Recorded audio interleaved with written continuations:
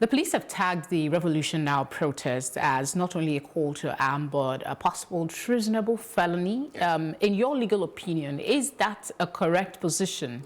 And what's your take generally on it? Well, thank you again. I think first and foremost, we have to understand that the police, being investigatory organs as well as the SSS, are availed of more information than we as the general public might have. But that being said, revolution in and of itself, if used as actually is meant to be, can actually be treasonable felony. The other thing is that it appears from what we've heard from the civil organizations as well as from Sowore himself that this was just a protest that they were organizing. I think that there is a clear distinction between protest and revolution. If you notice, with all the coups d'etats we had in the country, they were all known as revolutionary governments, and in their speeches they're revolutions because it's about the overthrow of government. I do not see that that was the objective of what Sowore was planning. If it was, the police may be justified, but I think that they have an obligation to also come to the media and come to the general public and tell us that, okay, we arrested him for XYZ reasons. These were the evidence upon which we arrested him, and we're trying him. I think the most important thing is to have a speedy trial such that a court, an objective party, can look at all the evidence and say if in fact he was guilty of such.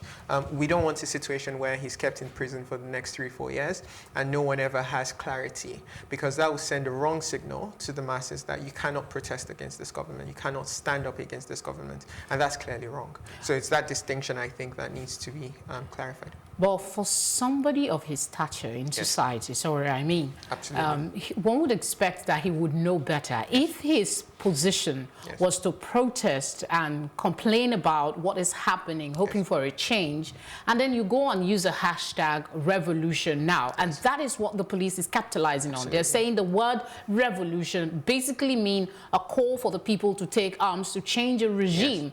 So do you think that maybe he didn't approach this all well, or maybe the organizers didn't think it through? Yeah, I absolutely agree. I think that they might have thought it better. Your words are very, very important things, and what you say can be used against you, as is usually said. So if you go to court, really, it's going to be very difficult for him to explain to the court that, well, yes, we used the term revolution, but we did not mean what revolution ordinarily connotes. But it's going to be very difficult because you said things like revolution, you said things like day of rage, and as we see with what happened with the Arab Spring, what any responsible government would fear is the breakdown of internal security. And if you look at the National Security Agencies Act, which creates the SSS, one of their functions is to protect and preserve internal security, and is answerable to the president. So they have those wide powers. Now, looking at it as a Nigerian, we can see that, well, we are not sure that he really wanted, and this is not what might have happened. But as I said, we don't have the full view that the investigatory organs might have had. But from a political standpoint, it doesn't look good that you would go against someone who is an opponent, who ran against you in an election. But as I said, that distinction needs to be clearly defined and looked at.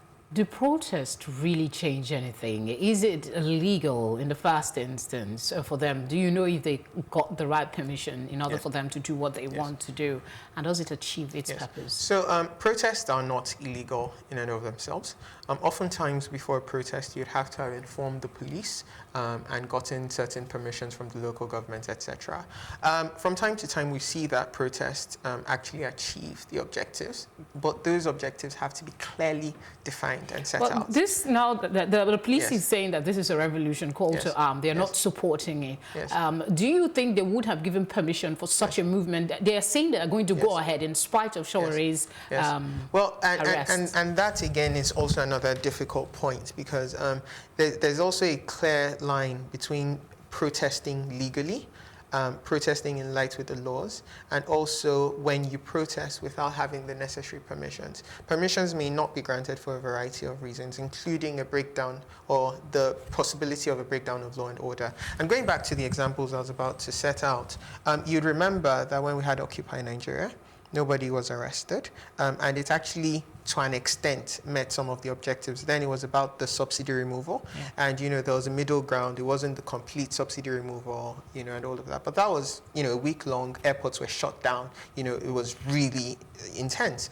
And you have Hong Kong at the moment, which is on everyone's exactly. So with the extradition bill, the chief executive of Hong Kong, as their prime minister or president is known as, has said, okay, we're not advancing with this extradition bill. And there are clear objectives now that, okay, we want more democracy.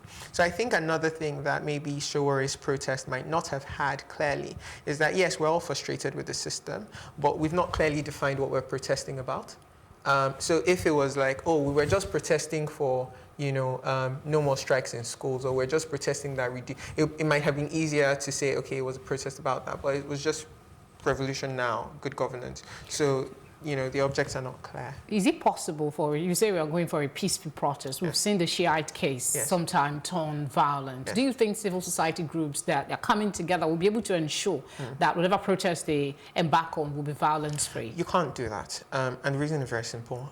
People are frustrated in the country, and despite the fact that you might have altruistic purposes in going for your protest, you don't know what the motive of the next person is. And anywhere in the world, protests are not things that can be controlled. Sometimes you might have looting and other vices arising therefrom. Now, that on itself, that's on its own, the fact that there's that possibility should not be a reason to stop people from protesting. But I'm just trying to say that you cannot assure that your protest is going to be peaceful, especially because you're inviting a wide range of people that might not be members of your civil society organization. So if it's the NUC that is protesting, these are all members of the NUC, and they have structures for discipline within there. But if you're just saying revolution now, everybody come and protest. But me, if I'm going, and I'm not, but if I'm going, you might not know if I have other objectives. Okay, we're pressed for time, so Absolutely. I'm going to ask you this. Did the DSS goof in arresting him, or they were within their rights? Well, that's not a question I can answer, because I don't know what investigations they had done. But if they had done investigations that showed that there was actually going to be a breakdown in internal security, then I think they were well within their rights.